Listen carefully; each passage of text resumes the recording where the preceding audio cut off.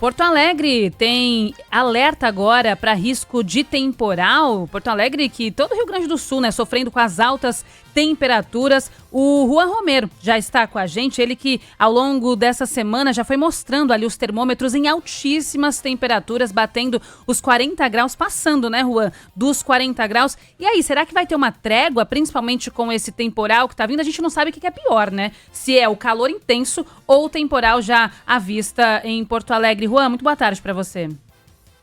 Boa tarde, Larissa, Alexandre, Ágata, todo mundo que nos acompanha aqui no Alta Frequência. Realmente, esse alerta de temporal que começou ontem, foi emitido ontem, inclusive a gente trouxe aqui no Alta Frequência, né, e que realmente grande parte de Porto Alegre, da região metropolitana e partes mais ao norte do estado tiveram um temporal ainda durante a noite de ontem, durante esta madrugada, e esse alerta da Defesa Civil, inclusive aqui em Porto Alegre, segue valendo até o final da noite dessa quarta-feira, até às 11 horas e 59 minutos da noite desta quarta-feira, com acumulados que ainda podem chegar a 40 milímetros em apenas um dia, ventos de até 70 quilômetros por hora, mas esse temporal que já acabou caindo durante essa madrugada deu um alívio no calorão. A gente tem agora 26 graus, só que a gente teve ontem essa sensação que a gente trouxe aqui no Alta Frequência de 41 graus. E sim, a expectativa é de que até o final da semana essas temperaturas se mantenham nesse patamar, entre 26 e 30 a máxima nos municípios aqui do estado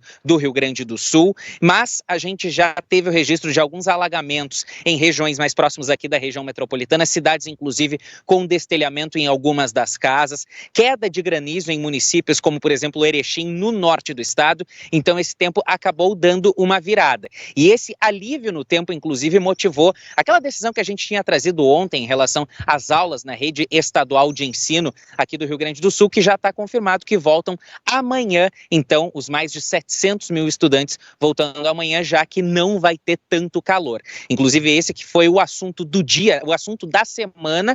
A gente, inclusive, tem a manifestação do governador Eduardo Leite, que afirma que essas escolas já estavam preparadas para receber esses alunos, porque já tinha nessa previsão dos institutos de meteorologia e o investimento para essas escolas já tinha sido realizado para receber os alunos de maneira mais confortável. A gente ouve essa manifestação do governador Eduardo Leite. Quando a Secretaria de Educação afirma que 600...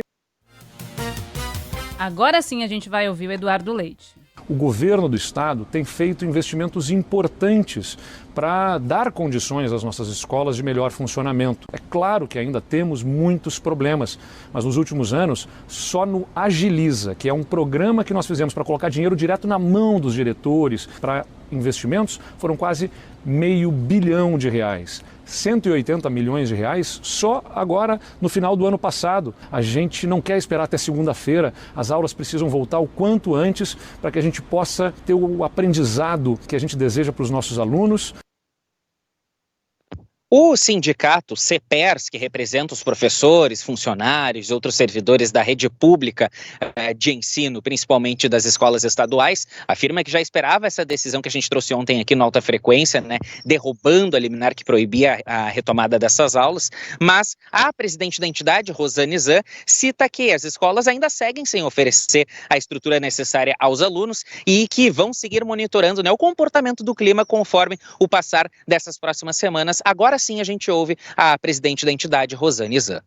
Quando a Secretaria de Educação afirma que 633 escolas na rede estadual têm condições, têm ar-condicionado, mas muitas dessas escolas ainda têm problema, né, até inclusive na questão elétrica. Elas foram construídas há alguns anos, que era um outro tempo e que não tinha a questão toda aí climática que nós está assolando, né. Vamos continuar na denúncia, né, de que nós queremos as escolas com condições. Eu acho que nós investimos totalmente quando nós repassamos, né, o ICMS, que eu acho que hoje o Fundeb é uma amostra disso, que 30% é para as estruturas das escolas.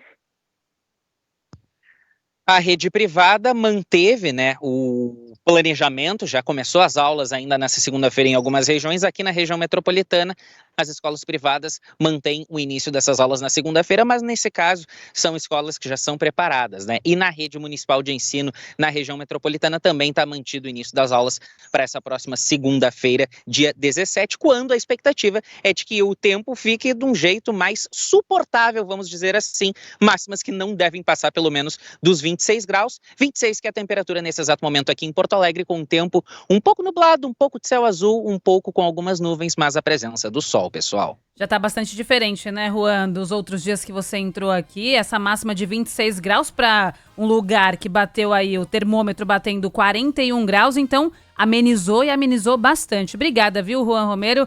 Muito bom trabalho para você por aí. Obrigado, igualmente.